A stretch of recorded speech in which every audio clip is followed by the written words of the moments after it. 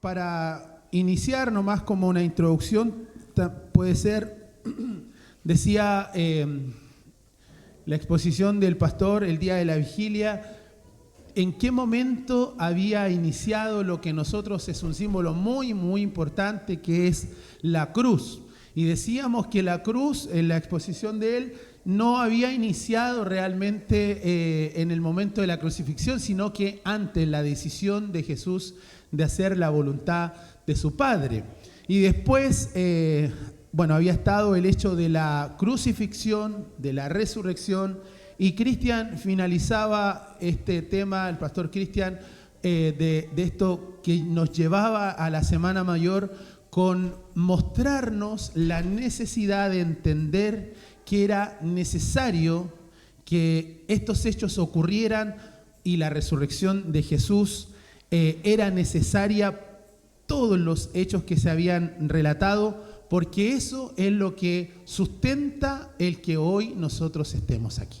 Si no hubiese pasado eso, nada hubiese tenido sentido. Y ahí, obviamente, los evangelios fueron los textos en los cuales nosotros estuvimos estudiando, leyendo, y hoy quiero compartirles algo que quedó en mi corazón después que estuvimos estudiando estos hechos.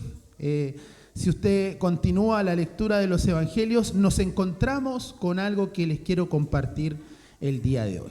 Voy a poner el tiempo. Y tiene que ver con un pasaje muy, muy conocido probablemente, que está en Lucas capítulo 24, del verso 13 en adelante, y tiene que ver con un hecho que sucede ahí en ese lugar, que es denominado, titulado en nuestra Biblia como algo que pasa en el camino a Emaús.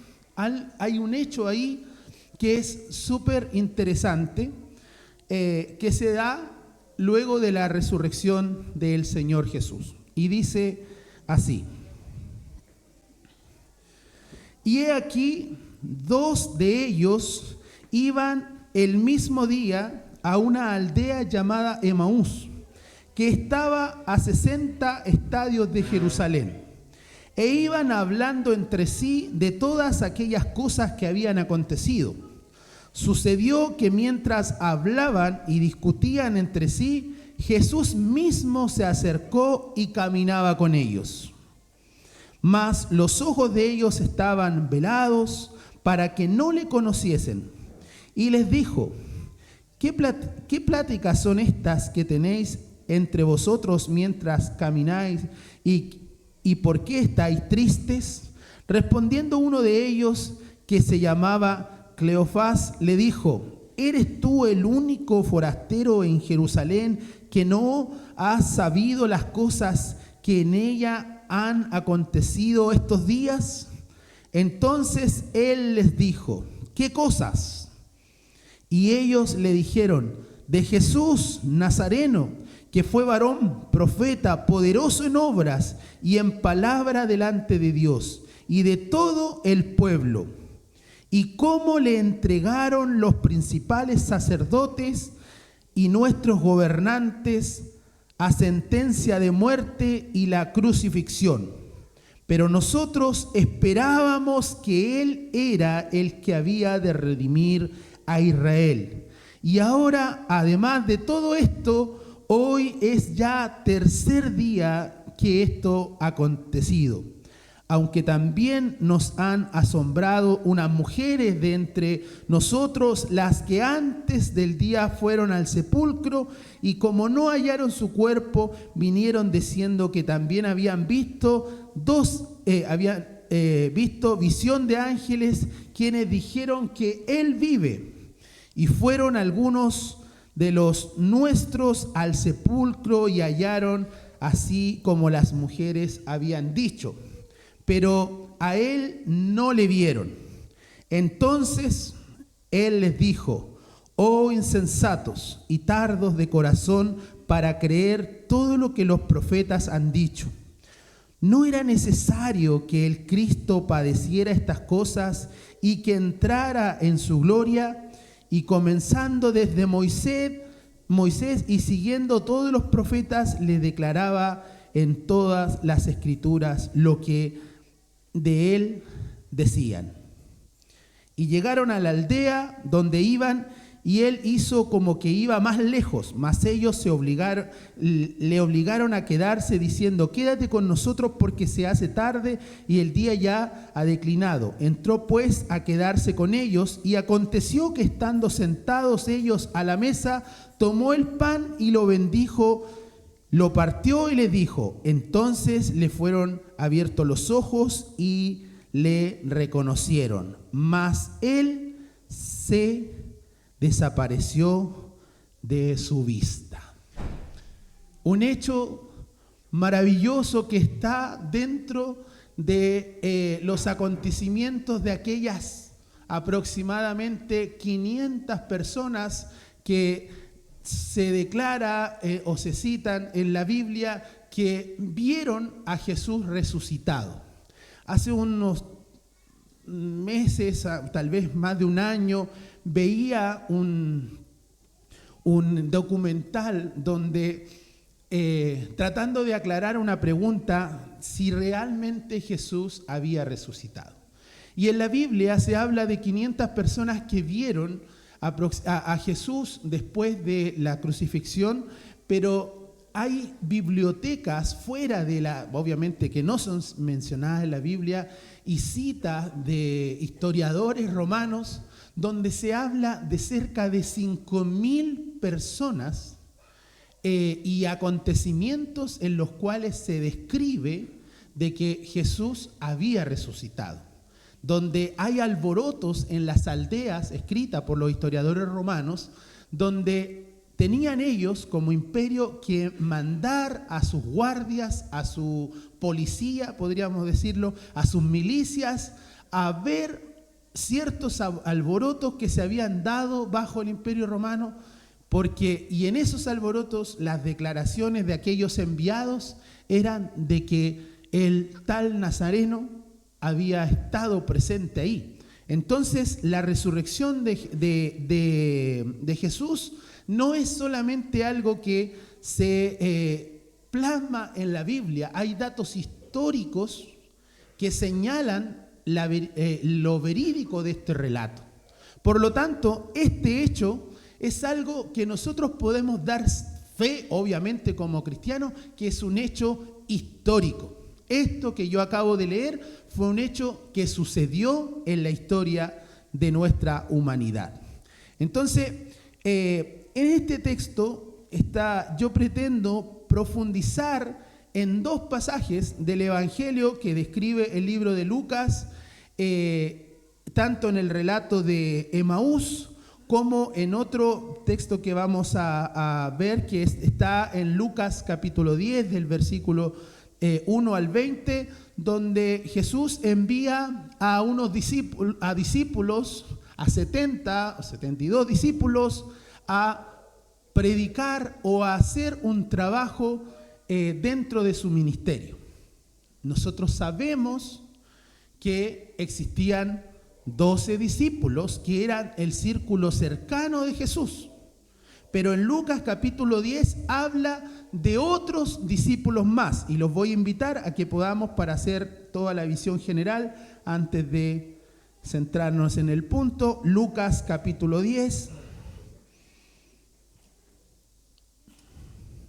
del 1 al 20, si ustedes pueden ver ahí. Dice: después de estas cosas designó el Señor también a otros 70, a quienes envió de dos en dos delante de él a toda ciudad y lugar a donde él había de ir. Y les decía: la mies a la verdad es mucha, mas los obreros pocos. Por tanto, rogad al Señor de la mies que envíe obreros a su mies.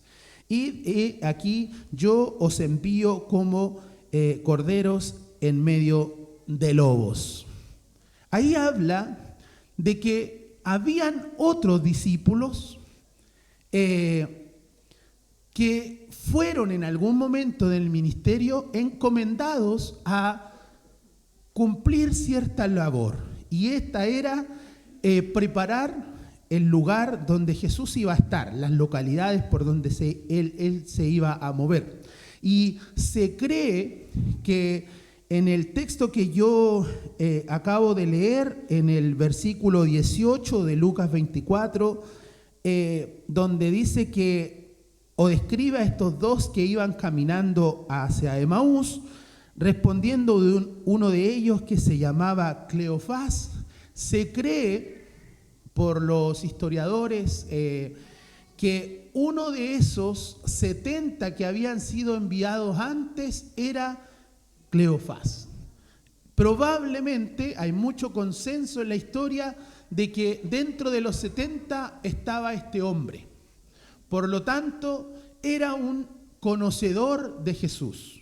Era un hombre que en algún momento había estado con Jesús. Entonces sabían y lo conocían. Y en eso iban a esta ciudad, Emaús, que es una ciudad histórica, si bien no se menciona mucho en la Biblia. Emaús fue una localidad que decía ahí que estaba como a una distancia aproximadamente de 11 kilómetros de Jerusalén. Entonces ellos iban a esta localidad, Emaús, que para nosotros los cristianos evangélicos no conocemos mucho y no le damos mucha relevancia a Emaús. Pero voy a mencionarlo, si nosotros nos vamos a la historia bíblica de la Iglesia Católica, Emaús es una ciudad muy, muy importante, porque de hecho en la Iglesia Católica, en la Biblia Católica, hay un libro que es, bueno, son dos, que es el libro de Macabeos, donde habla ahí en ese libro de mucho más detallado de Emaús, porque en Emaús, en esa ciudad, Judas Macabeo, que era un líder judío que estuvo 200 años antes del tiempo de Jesús, en esa ciudad había derrotado en una batalla a un emperador romano y que había sido establecido por un general en ese lugar. Entonces es una ciudad muy importante, era una localidad que estaba fortificada con muros, como muchas de las ciudades que se describían en la Biblia. Entonces, Emaús era una fortaleza, era una ciudad que le daba protección a sus habitantes y era una ciudad para el pueblo judío muy importante. Era una localidad que de Jerusalén se estima que estaba a una distancia como si nosotros la camináramos, algo como de aquí al sector del Manzano. Entonces ahí estos hombres iban caminando y se da este contexto en el cual yo me quiero referir el día de hoy. Y ya citado esto, entro a tomar estos 3 puntos. Quiero hablarles del camino, de los hechos del camino de Emaús, de esta misión de estos 70 discípulos y hacer idealmente una conexión entre los dos. Eso es lo que pretendo que el Señor nos pueda ayudar a entender en esta mañana. Entonces, nuevamente Lucas 24 del 13 al 35, el contexto decía entonces que 2 discípulos, uno llamado Cleofás, caminaba hacia la aldea de Emaús tras la crucifixión y las noticias de su resurrección. ¿Qué hechos aparecen relevantes en este texto? Que Jesús primero se acerca y camina con ellos, dice la palabra. Pero sus ojos estaban velados, dice la palabra. Ellos no lo podían reconocer. No lo miraban, sabían que él iba ahí, pero estaban sus ojos velados. Otro punto importante que lo leímos ahí es que Jesús les explicó las Escrituras, mostrando cómo todo apuntaba a Él. Todo decía que esos hechos iban a suceder. Si ustedes apuntan, son de los que traen una punta, en Zacarías capítulo 9, versículo 9, ahí habla de estos hechos que él en alguna oportunidad había mencionado que eran los que iban a suceder. Entonces él le empieza a decir: pero si ustedes que viven de la ley, que escudriñan y leen los profetas o toman las enseñanzas, esto que sucedió es algo que ya sabíamos que iba a pasar. Otro punto importante es que dice la Escritura que al partir el pan, cuando ellos llegaron al lugar donde estaban, Jesús, dice la Biblia, que hace el ademán de seguir, y que ellos le dijeron: ya es tarde, quédate con nosotros, pasa esta noche, que era algo característico de los seguidores de Jesús de la época. No es algo que, ¿por qué a él lo invitaron? Es algo característico de la iglesia del primer siglo, que se conoce, era una característica que era la fraternidad, el ser hospedadores. Eso era una característica de ellos. Jesús les había enseñado a ellos a compartir con otros lo que tenían. Entonces era una práctica en ellos. Invitan a Jesús que se quede con ellos esa noche, y cuando pasa este hecho del pan, dice que se les abren los ojos, se les cae ese velo, que tanto nosotros hablamos de ese velo que a veces nos divide, y que ellos le reconocen que era el maestro, y él ya había desaparecido. Luego, los versículos más adelante de lo que yo leí, habla de que los discípulos, estos dos hombres, regresaron a Jerusalén a compartir la noticia de ese hecho que había sucedido. Ellos regresaron, y ahí ya claritos con que a quien ellos habían visto era a Jesús. Vamos a tratar de estos hechos darles una connotación o un significado espiritual ahora apropiado a nuestra vida. Y quiero hablarles de lo que yo mencioné de este velo, que algo hizo que estos hombres no pudieran reconocer a Jesús. Ese velo muchas veces simboliza una falta de entendimiento espiritual. Muchas veces nosotros podemos estar en este lugar, hermanos, recibiendo las enseñanzas, las palabras del mismo Jesús a través de su palabra. Así lo hemos creído. Esta es palabra de Dios, lo que está escrito en la Biblia. Es palabra de Dios. Y a veces nosotros podemos estar viendo, escuchando palabra de Dios, pero ese velo hace que usted me vea a mí o vea a cualquiera que comparte esta palabra, y ese velo le pone o nos pone una barrera. Y vemos a la persona que nos comparte más allá de la enseñanza o la palabra que el Señor está procurando que usted y yo escuchemos. Porque si usted se queda con esto de mirar para acá, obviamente hay tantas barreras que uno mismo, su forma de ser, su personalidad, sus actos, van a provocar, ¿por qué no decirlo?, cierto rechazo a veces. Pero ¿qué me va a venir a decir él? Si miren. ¿Qué me va a venir a decir ella? Si miren. Y ponemos entre la enseñanza de la palabra ese velo que tenían estos hombres delante de Jesús. Y no vemos la importancia del relato, de lo que realmente ellos estaban perdiendo, la oportunidad de ver en gloria y majestad por aquel que les había dado el propósito, su misión. que no nos pase a nosotros, hermanos, que este velo sea o esté en nosotros a la hora de relacionarnos con la persona de Jesús. El reconocimiento de Jesús en la partición del pan apunta a la comunión. Cómo la comunión, hermano, genera esa revelación.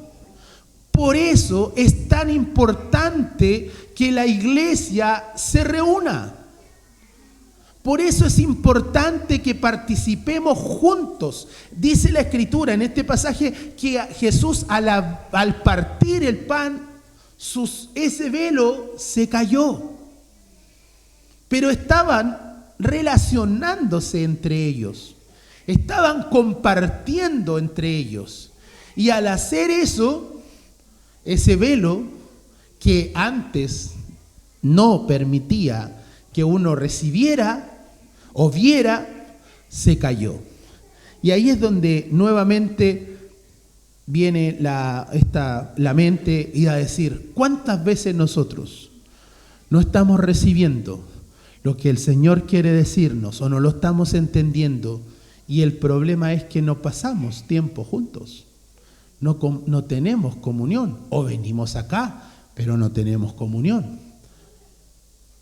Y eso es algo que debemos plantearnos. Debemos darle relevancia. Otro punto de lo que leíamos que le da un significado. Dice que ellos iban hacia Emaús, pero ellos no iban cantando. Ellos no iban celebrando. La noticia que ellos habían recibido los llevaba con una actitud de desánimo. Iban ahí angustiados. Por eso, frente a la pregunta de Jesús, ellos reaccionan y le dicen, ¿eres tú el único forastero en Jerusalén que no sabe lo que sucedió? ¿Acaso no te das cuenta? ¿Cómo pretendes que nosotros vamos aquí? Obviamente que vamos afectados. ¿Acaso no saben las cosas que pasaron con nuestro maestro, con un hombre que hacía cosas para el Señor y que nuestros líderes le crucificaron? ¿Acaso no te das cuenta de estos hechos? Esa era la actitud que tenían ellos. Pero cuando se sale el velo, cuando hay comunión, llega la renovación. Llega la alegría y él toma el sentido, la misión que ellos tenían y renueva la misión de cada uno de nosotros.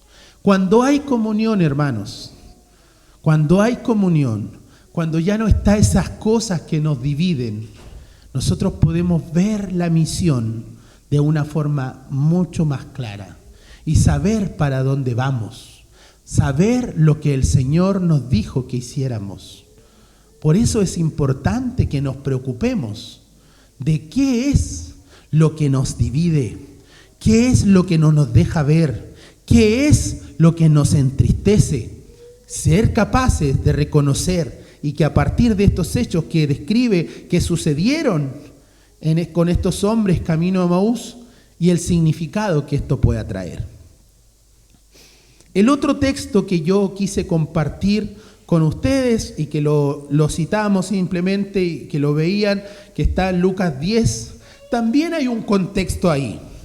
Jesús decía que envió a 70 discípulos de 2 en 2 y les dio una instrucción. Dentro de las instrucciones y les dijo lo que había, describe la palabra, que no lo leímos porque igual son varios versículos, que tenían que llevar una carga ligera.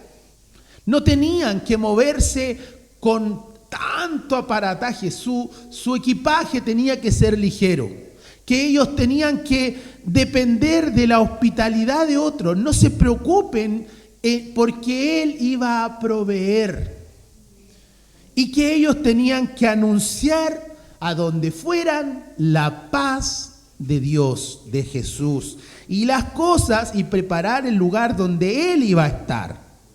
Dice que la Escritura en esos versículos más adelante dice que ellos tenían que sanar los enfermos y proclamar que el reino de Dios se había acercado, que es transmitir el legado de lo que Jesús vino a hacer en la tierra. ¿Qué resultados trajo consigo esta misión? Los discípulos regresan, dice en esos textos, con gozo. Jesús les recuerda lo más importante que ellos deben hacer, que es transmitir las verdades espirituales, las promesas del cielo. Jesús les recuerda en esos textos que lo más importante es que su nombre, el nombre de ellos, estaba escrito en el libro de la vida.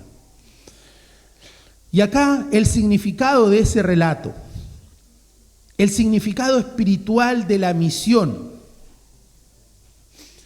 Hermanos, este texto nos habla de que la misión de dar a conocer las verdades del reino de Dios no es algo que se dio solamente con los 12. Es algo que se entregó a los otros discípulos que estaban. Y por lo tanto, si se le entregó a esos otros discípulos la misión que tuvieron los 12, es algo que también nosotros tenemos que tomar. Esa misión, ese significado espiritual que tiene que ellos tenían que ir a enseñar las Escrituras, a proclamar la llegada del Señor, las verdades de Dios, es algo que trasciende a los 12 apóstoles. Trasciende a esos 70. Esa responsabilidad la tenemos cada uno de nosotros. Hermanos, tenemos que apropiarnos del significado espiritual de las Escrituras. La dependencia de Dios y la proclamación del reino es lo central en nuestras vidas. Debe ser lo central. Debemos depender de Dios y cumplir su gran comisión. Y debemos empaparnos de la alegría que significa la salvación que Dios nos ha dado. Debemos sentirnos privilegiados, hermanos, de que Dios nos ha encomendado una tarea súper relevante. Estos dos pasajes están conectados en algo y quiero en 4 puntos mencionarlos. Primero, ambos muestran que el seguimiento de Jesús implica caminar con Él y anunciar sus verdades. Esa es la implicancia de seguir a Jesús. El camino de Emaús revela cómo Jesús se hace presente en medio de ¿qué? No de la alegría simplemente, sino que en medio de la duda y del dolor por los hechos y acontecimientos que nosotros podemos vivir. Ahí se hizo presente Jesús. Y en los hechos de dolor, en los acontecimientos en los cuales a nosotros nos provocan duda y dolor, déjenme decir que ahí también está Jesús caminando. Que no sea un velo en nosotros el que impida ver eso, porque es una promesa del Señor, que Él iba a estar con nosotros todos los días, hermano, todos los días.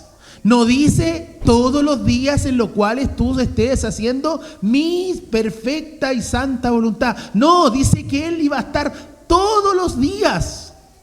Por lo tanto, hermanos, de repente en medio de la duda y el dolor, cuando nosotros creemos que estamos solos y que hay un velo que nos divide, bueno, esperemos que la comunión entre nosotros y principalmente con el Señor, ese velo se caiga y usted pueda ver que el Señor es el que camina al lado suyo. Es Él el que camina, es Él el que nos fortalece. El envío de los 70 muestra cómo la misión se extiende a los discípulos y es la misión que se extiende a nosotros en este lugar. En conjunto, estos dos textos enseñan que la fe se renueva cuando tenemos un encuentro con el Señor Jesús. y también cuando compartimos la misión que Él nos ha dado. Eso es la fe. La fe se renueva. La fe es algo que a veces, hermanos, nos pilla débil. A veces se nos disminuye. Y eso es algo que Jesús sabía que iba a pasar. Él lo tenía claro. Y nosotros tenemos que tenerlos claro. No siempre vamos a estar ahí encimita de la ola y va a parecer que andamos volando. No siempre va a ser así. Hay momentos en que no voy a decir ese dicho, cuando nos toca algo malo. A veces nos toca mala la cosa. Pero saber que ahí en medio está el Señor Jesús caminando con nosotros. Hay una aplicación muy, muy práctica en estos textos. Reconocer que Jesús es nuestro caminar diario, aun cuando no lo vemos claramente. Él está, hermanos, presente. Él está presente. Vivir con los ojos bien abiertos. Pedirle al Espíritu Santo que evite que ese velo de la incomprensión, de la duda, del juicio, caigan. Nosotros, alguien por ahí dijo en una reunión estuvo y escuché esto y me quedó pensando. Nosotros podemos, la Biblia lo señala también, que si hay alguien si Dios quisiera enseñarnos algo, Él podría hacer que las piedras hablasen.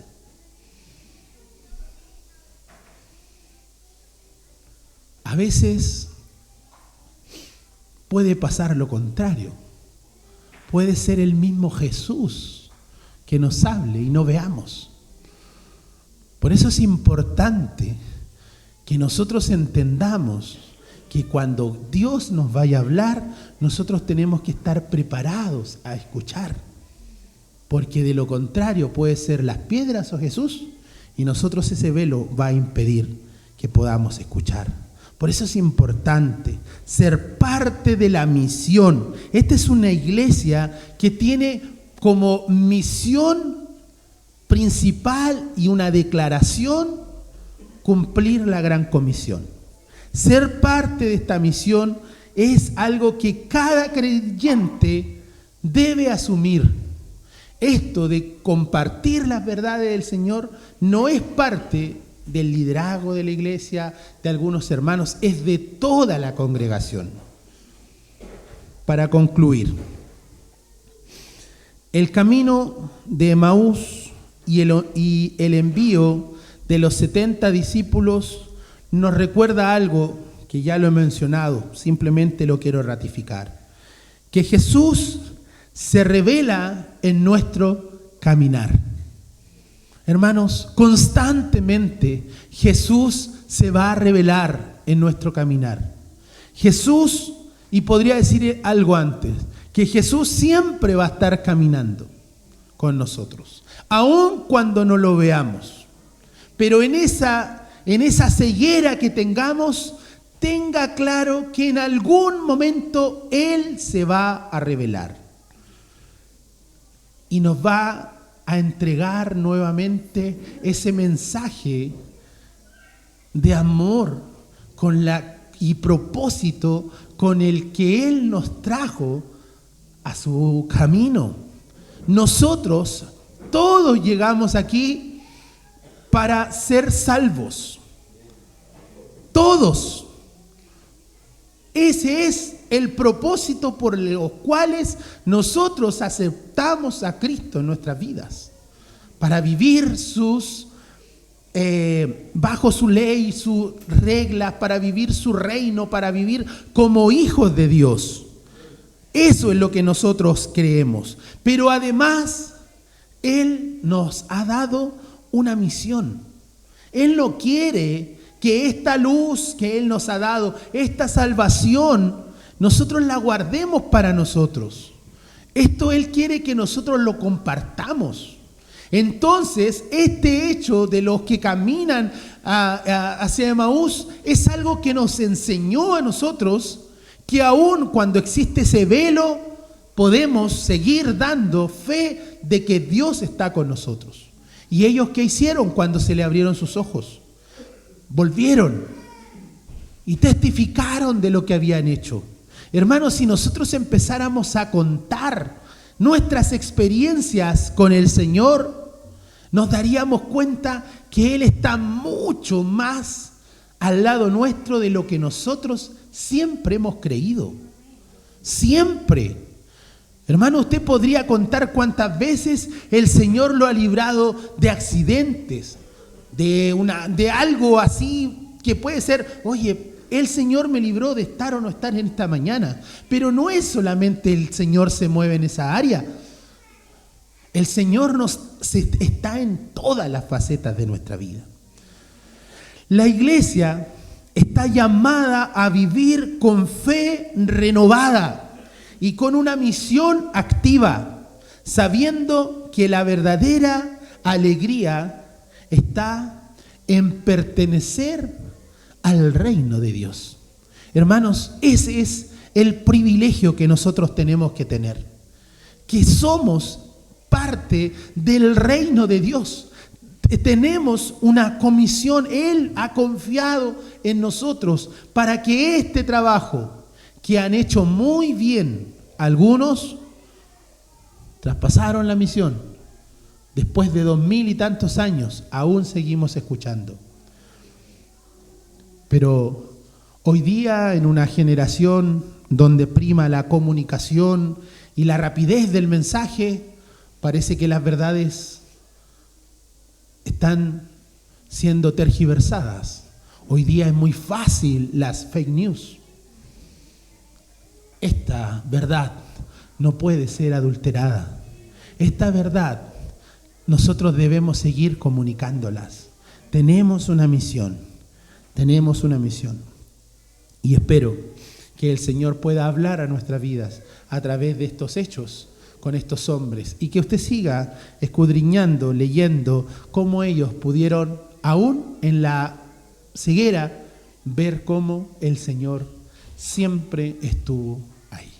Que el Señor nos ayude, que el Señor nos afirme en sus verdades, que el Señor ratifique nuestro llamado y que Él siga haciendo su perfecta voluntad en nuestras vidas. Que Dios nos bendiga y que Dios les bendiga.